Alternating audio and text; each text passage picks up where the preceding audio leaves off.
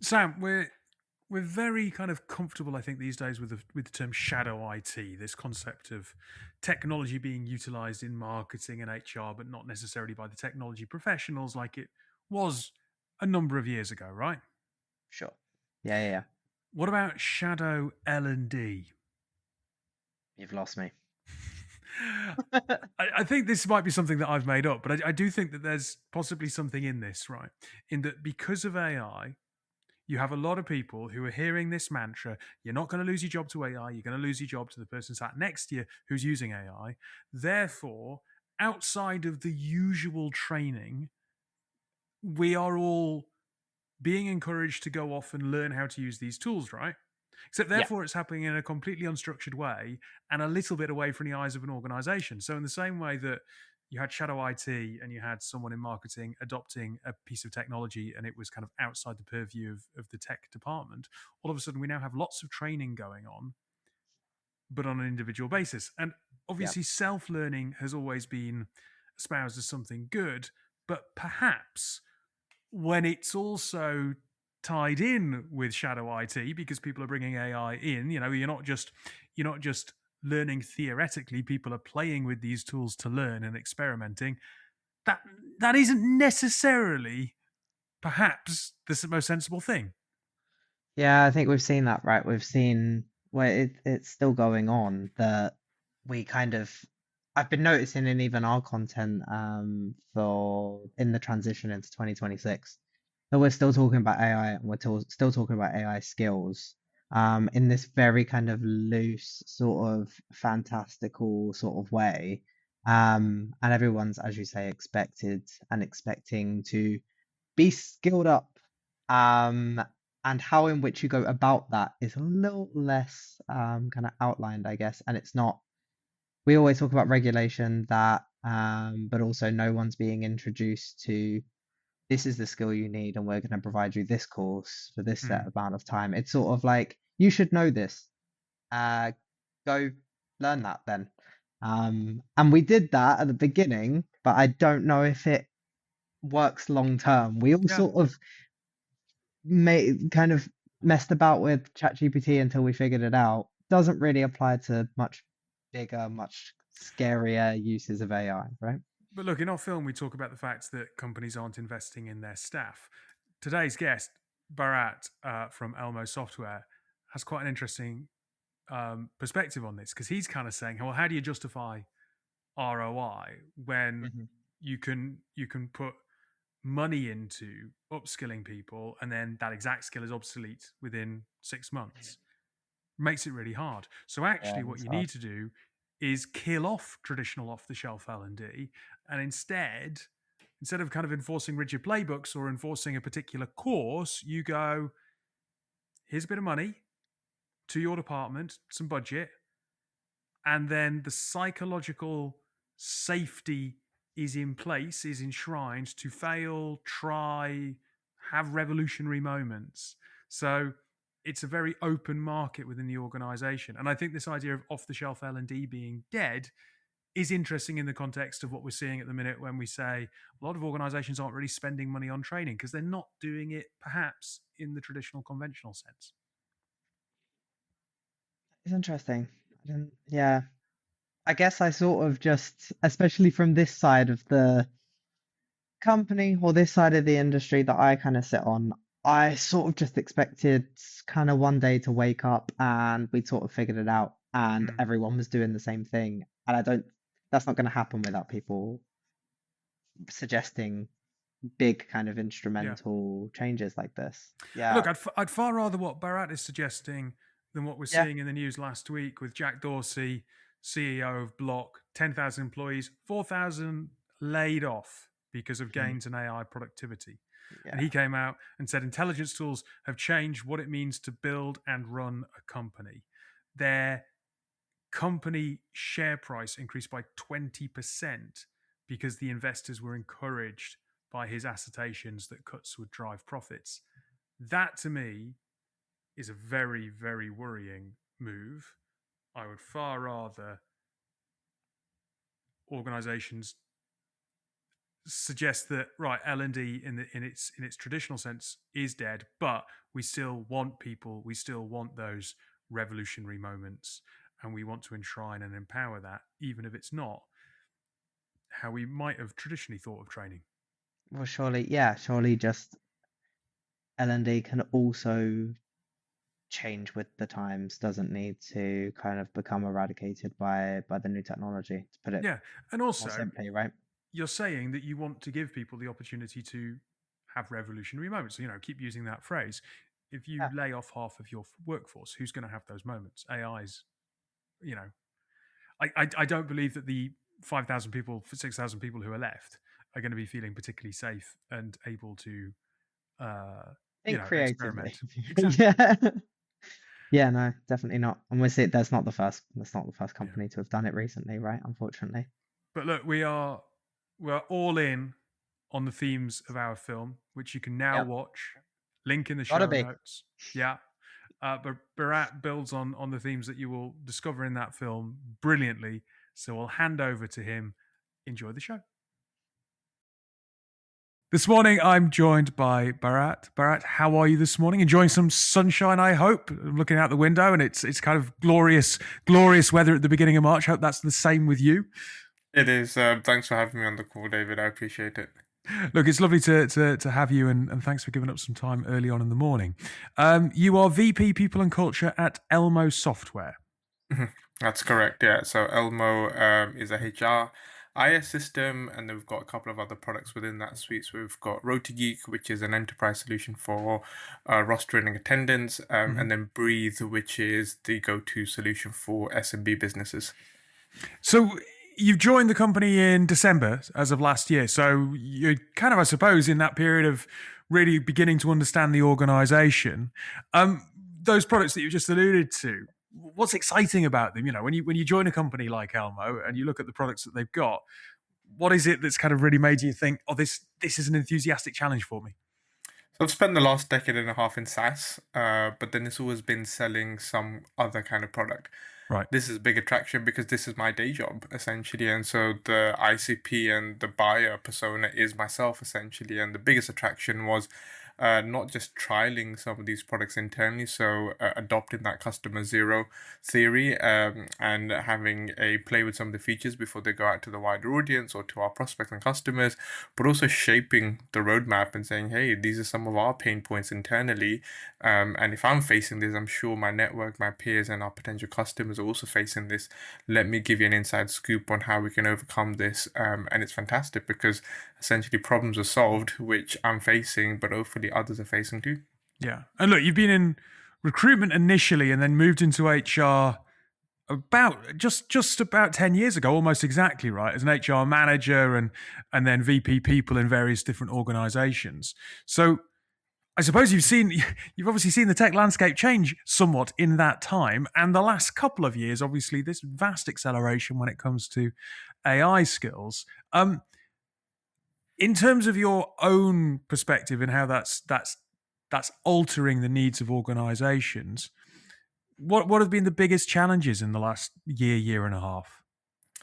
The biggest one, again, dare I mention it, is around skills training and specifically AI. Yep. We've seen post-pandemic a lot of layoffs happened. Unfortunately, I was part of some of those being affected, but also having to carry them out. And we saw that the work is being done at a much higher pace, at a higher level of quality, and there isn't as need for human capital as there once was. Hmm. And so the biggest shift has not been how you can get more return on investment. It's how you can develop and make your teams more productive, but do it in a way that's going to result in positive returns for the company from an ARR perspective as it relates to Hmm. SaaS specifically. But this is, industry agnostic. Every organization, every industry is facing some level of boom on being more innovative, using better level technology. And we've seen the rapid adoption of AI really catapult what we can achieve in such a short space of time. And if you look at some of the biggest companies come out of the UK and Europe, you've got folks who've had companies that are less than a year old making double-digit growths in ARR, which was unheard of previously. Hmm. I think it's interesting because it must be a challenge for someone in your position when you've got this technology that there's a lot of FOMO around. Lots of organizations are deploying AI at various different scales within their organization. But at the same time, a lot of those projects are at the minute failing. I think, 1 in 10, 2 in 10 are kind of actually providing some return on investment for a lot of organizations. And therefore, actually knowing what the tech teams, what the organization wants skill set wise from its people is still a little bit unclear. So you've got this rush towards AI, you've got this spike in demand for AI skills, but that is still actually a little bit muddy and undefined, right? It is, because I think it's new. It's new for everybody, right? Before, there used to be a bit of a playbook on what traditional training looked like. If you looked at hospitality, if you looked at engineering, if you looked at many industries, there was a playbook, or a repeatable, scalable playbook of, hey, if you want to get this person from this level to this level, these are some of the theory trainings you're going to have to do, but some of the practical trainings. In this newer age, it's unexplored territory. Nobody's come across this. And so often what I've seen in some of my previous companies, the most recent one was, hey, let's just wait, right? So let's wait for others to adopt it, learn from their mistakes, and then we'll be better. But what that leads to is a gap, right? So if they get it right, they're going to be accelerating way quicker than you are. And so you're behind the curve. Versus if they get it wrong, they can adapt just as quickly. And it's a race to who can do it quickest and who can do it the best. And I think a lot of organizations are a little bit paralyzed by the fear of the AI quality, right? There's a lot of stuff that's out there, and unfortunately, again, you could rely on a human previously with experience and expertise to carry out some of the trainings. Now, a lot of it is actually AI generated, and so it's this garbage in, garbage out. And so, if the model is trained on a piece of training that isn't fantastic or revolutionary, then what you're going to get is untrained employees, and that creates more work for managers to fix. And often leadership are seeing that actually this doesn't make sense. Let's hold the train for a reason. There's also further issues with the skills gap, right? And so Yeah. the expiry date, there was a big focus on apprenticeships. And so some of those roles where you had to get physical and make sure you use your hands, those will still remain, I believe. And they're the ones who are like, hey, I'm so glad I did an apprenticeship because, AI can't take my work. And if you look at it on the flip side, um, because it's moving so quickly, you can train somebody today, invest, a couple of $100 or a couple of £1,000, and that particular skill could be obsolete in 6 months' time. And so that Yeah. return on investment, you can't define it. And if you have larger organizations, the cost of doing that, to support that on your P&L, especially as a people leader, you can't justify it, unfortunately. And then there's also the element of poaching and the paranoia around that. So I'll train somebody today, they're going to be fantastic, but that means that they're going to highlight themselves, and with the use of AI, they're going to make themselves really visible to potentially customers, to a whole new Yeah. industry, to others. And so they're going to get poached. So the investment I've made, somebody else is going to reap the rewards of it. And so I think, it comes down to a proper framework, a framework that's been tried and tested. And we're probably not going to see that for another 3 to 4 to 5 years. And if we do, it's going to keep changing. You see, it's fascinating because that fits in with the narrative of the film that we've made, because we've called it the AI paradox, that AI itself is scaling. The byline is AI is scaling, but skills are not. And if we look at the research within Avinash's digital leadership report, it says that we've seen this rise of 82% year on year in the level of demand for AI skills, and yet only half the organizations, or roughly half the organizations we've surveyed, are actually investing in their staff. That fits very, very broadly with the narrative of what you're saying there of, well, let's wait and see, or let's not train on that because it might change in 6 months, and then that's a waste of resource. So is that byline fair of skills are not scaling? Obviously when you write something like that and you're putting a film out into the market, you're trying to do something that catches people's attention. What's the nuance there, though? Because it's probably a little bit unfair to say that skills aren't scaling. What areas are you seeing actually a real kind of, okay, this is what we need. This is going to help the organization. It might be a little bit undefined, but we know that this is what is going to help set us up for whatever happens in the next 3 or 4 or 5 years. I don't think you're unfair in that. I think that is the case, actually, and I'd very much agree that I've seen that, witnessed it. I've spoken to peers in my network who are probably feeling the same way. What they're struggling with is what they can do about it, unfortunately. And so there is this element where folks want to do more, but they don't know how to. And so somebody's going to have to take the stance on this. And, we're probably looking at some of the AI companies actually. So Anthropic, with Claude, they've Yep. released a bunch of chatbots that are going to make roles really useful. And the narrative is slowly changed. So not AI is going to take your job, it's going to make you more productive if you know how to utilize it. And that's what's really key. Again, a lot of larger organizations who are often first to market with some of these unique titles, again, pre-pandemic, we had the Chief Happiness Officer, and you were wondering, what do they actually do? And so now you've got folks who are working on like the Chief AI Officer, and it's not just the technological element, it's how you upskill the business and make sure that it is part of the day-to-day, and it's also metrics that are used. So typical SaaS businesses will have ARR, churn numbers, and then from the people metrics, they might have the attrition, they might have time to hire, cost to hire. Now we want to have AI adoption. And so if you're rolling out tools in the business, how well are people engaged in it? We've rolled out a tool called Glean, which is fantastic. You can use any model, whether you want to use ChatGPT or Claude or Gemini, you have choice to choose whichever model you want. But essentially, you plug in all the different data sources, and even in my team, for folks who are not the most tech savvy, have said, hey, this is a big production uplift. I'm doing things at a much quicker pace, at a higher quality than I was able to do previously. And so I think there is going to be a requirement for the skills gap to narrow, but I think it's a time thing. We have to be patient. We have to let some of these things roll out. And what it also promotes is innovation.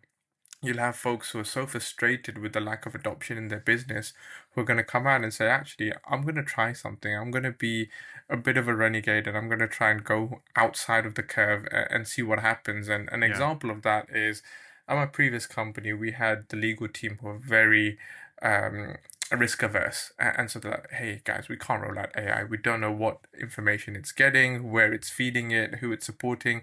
What if our competitors get some of the information regarding our product roadmap and they somehow utilize it? And we said, look, this fear is what's going to hold us back. One of our best performing AEs decided to just scrap that and built an AI agent that helped him adopt the MedPick sales methodology. And he said, look, everybody talks about this methodology, but nobody really has a tool that helps me be really disciplined around this. He built that, showcased it, undercover, he trialed it for about a good 4 weeks and just showed how well it worked. And suddenly he did a business case on it, shared it with some of the C-suite leaders, including our CRO and CEO. They saw it and they're like, why are we not rolling this out to every single salesperson that we have? And we did. And we went from barely meeting the target that quarter to accelerating and actually exceeding it. Say, hey, we need to review our forecast. Actually, these guys are crushing it. And so you're going to get those folks who are going to be frustrated and say, actually, you know what? Let me just do this myself. And you'll have to follow that example. And it's going to be twofold. They're either going to risk it and be super successful, or they're going to make a mistake and actually cost companies a lot of money, because there is that balance that needs to be tread. See, this is fascinating, right? Because you said the word renegade, and then you give a really, which is not necessarily a wholly positive word, and then you give this fantastic example of where it's worked. And obviously, people have always taken control of their own careers. Like I can think of multiple examples where I've gone off and tried something. But we are now playing at the sides and being encouraged to, because the narrative coming out of the industry is you need to be experimenting, you need to be trying these AI tools, because if you're not, it's not that AI is going to take your job, it's the person sitting next to you who gets AI that's going to take your job. That's the narrative. So we're almost, I suppose, creating Shadow L&D, but it's happening at a scale and a rate that probably has not been seen before. And there's a very big difference between me watching some YouTube videos, reading some online stuff like 5-6 years ago, and what you can do with these tools, and whether or not these tools are necessarily always compliant, or whether or not they could get an organization into some legal hotspots, let's say. That has to therefore be a challenge for L&D and culture managers when you are saying, yes, we want that innovation, yes, we want that experimentation, but at the same time, for want of a better phrase, shadow L&D could have some real serious consequences and negative downside. They can, and I think it's important to give some guardrails to people, and also, I do believe in the philosophy of like laissez-faire, like leave it to the open hand of the free market, essentially. And through that, I've seen and witnessed some amazing tools being produced by people's own frustrations, but also some amazing things that are actually being called out because somebody said, I'm gonna go and do this. Let's see how it works out. And so the concept of shadow L&D, I think, is very real. I think the traditional concept of somebody coming in and saying, here you go, here's some off-the-shelf training of Coursera or lynda.com or anything like that is actually not going to be the way we go forward. And even if you look at traditional education, feel we're probably from the same generation. I was in a generation where we used chalk and blackboards, and now it's digitized to the point where, again, my kid, he's like, hey, we do everything Google Classroom. I'm like, wow, this is jumped a lot in such a short space of time. And so he isn't focused on his handwriting because he doesn't need to worry about handwriting. He's using the keyboard most of the time, essentially. And so there is a balance to be tread where you still need to focus on some of the traditional core learnings. And, what I mean by that is how people actually learn. So visually, through, again, practical direction, those things are going to be key. We can't forget those because there is different levels of learning and people accept it in different forms. But we have to be a little bit more open on how they accept that learning, what they actually want to learn, and how they're going to feel like they get actually a productivity uplift. And one of the best things that I've seen is just people giving a traditional L&D budget, but saying go spend it on what you want rather than something that's really focused and niche on just what your role is, because there is a cultural element of psychological safety as well. Yeah. You tell them, hey, you need to upskill yourself in this thing, and suddenly like, oh, was I not good enough for my job? Is this an indirect hint of something's going to happen to me? Versus, no, genuinely, we want you to go and just trial this and see how it works. And it's like the VC concept. They'll invest in 100 startups. 99% are going to fail, but that one that does do really, really well, that's going to change the industry, that's going to change the world. And so I think it's the same thing with Shadow L&D. You will have a lot of people who'll fail in trialing new things, but then you'll get that one aha moment that's going to come in and it'll revolutionize exactly how everybody's wanting to work, and it's going to change the working environment. Yeah. Look, the way that AI is being adopted across non-technical roles versus technical roles is obviously very different. There's different concerns for different departments within organizations. But the one thing that does appear to be fairly consistent is that this proliferation of tooling is leading to a restriction of junior level and entry level roles across organizations in pretty much every discipline. As a people and culture manager, what's the consideration there? Because in our film, we talk about the fact, that traditional pyramid hierarchy could become inverted. You could end up with a situation where you've got a lot of medium to senior staff and not many juniors coming through to replace them, and that has to be a concern for organizations in the future. I think you've hit the nail on the head. That is a concern, and historically you had triangles, the concept you just described, right, which was a couple of people at the top and then loads of junior people. I think AI is going to turn some of those people into diamonds, essentially, and so it's making sure that they know how to use prompts, they know how to use agents, they know how to use automation, and actually they become orchestrators. And so a really good manager is going to know how to have a use for a lot of diamonds versus just people who are not going to be as amazing, essentially. And there'll be some skills that become commoditized, right? So that is, again, the coding, the copywriting. There's going to be a real demand for critical thinking and domain expertise. I think, again, OpenAI had an amazing role for a authentic content creator. So this is where they're not using any of their own tooling to create content pieces, but they're actually originally writing it themselves. And so where a lot of people were focused to say, hey, content creators and marketing are going to be obsolete. Well, actually, once you see everything on LinkedIn and certain posts, you suddenly like, actually, that's all just AI driven. You can read it and tell somebody hasn't created it and given their own personal viewpoint. They've just created a prompt and it spat something out. And so I think there's going to be a requirement for those folks, and those are going to be the diamonds, because to have somebody's tone, voice, brand identity intact in a way that's super unique in an environment where everybody's going to be able to do it the same, that's going to be the key. And then I think it's going to be a bit of a winner all takes it, because you're going to have to pay a premium for some of those roles, and they're going to be really hard, and they're going to know they're going to be in demand. And again, it's, just before COVID, there was this war on talent for developers. And that war has shifted within the space of 5 to 7 years, essentially. And so Yeah. entry level hiring, I do think, is slowly reducing. The focus on apprenticeships, I think, wrongly has also been reduced. A lot more people are not realizing what they can do with the apprenticeship levy. And so, we're going to miss the middle part, essentially. And it's going to be, don't hire junior people, hire the mid level and the super experienced people. And what we'll get is very top heavy organizations. A lot of people who want to delegate work, but none of the people who are actually going to be doing the work. And it's going to be a shame Yeah. because I think, the world of work has certainly changed when I left university, and it's becoming even more harder to try and gain employment. And it's that weird paradox of, hey, we need you to have 10 years of experience just to be an intern. And it's like, well, when did you expect this intern to get any experience whatsoever? Well, exactly. And look, if as an industry, and I'm not talking about any individual companies here, but as an industry, if we all try and hire mid to senior people and don't spend any time developing junior talent, well, there's not going to be any mid to senior level people to get. Like, they're going to be incredibly rare and incredibly expensive, and that is a disaster waiting to happen. It is, and I think, again, things happen in cycles. Like most economies, it's a peak and then it's a trough and a boom, and it continues on. And I think this is one of those cycles about talent.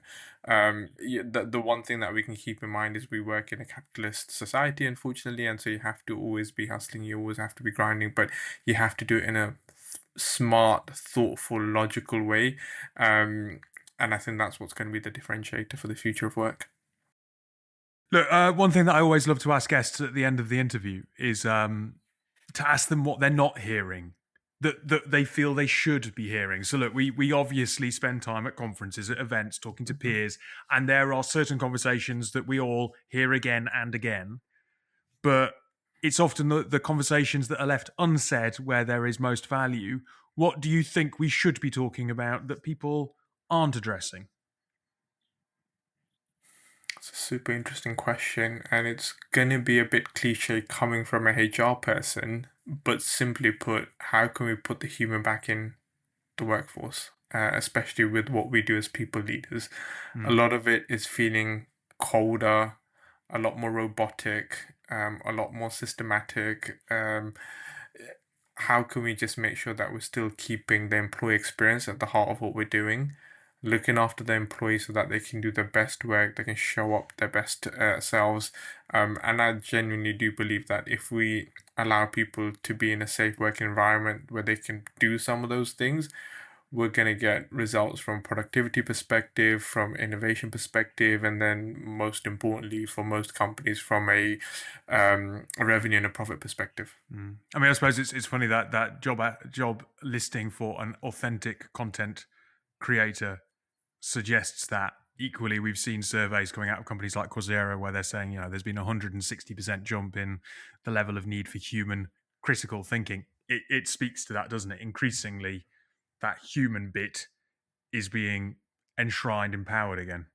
Yeah, and it's, again, doesn't fall into the robots are rising, and it doesn't need to be No. it doesn't need to be a battle between robots and humans. But I do think that the companies that are going to win and do really well are the ones who are authentic, genuine, super transparent, and again keep the heart of the employee experience at what they're doing and at the core of it, and that's really going to show and shine light. Again, there's so many interesting case studies. If you look at parts of Asia, essentially, in emerging countries, there's a group of people called hidden millionaires, right? Where they're just doing the traditional stuff. They're building very boring industries silently, but all they're doing is just being very consistent with it. And so they're not chasing the next innovative AI thing or the next innovative product.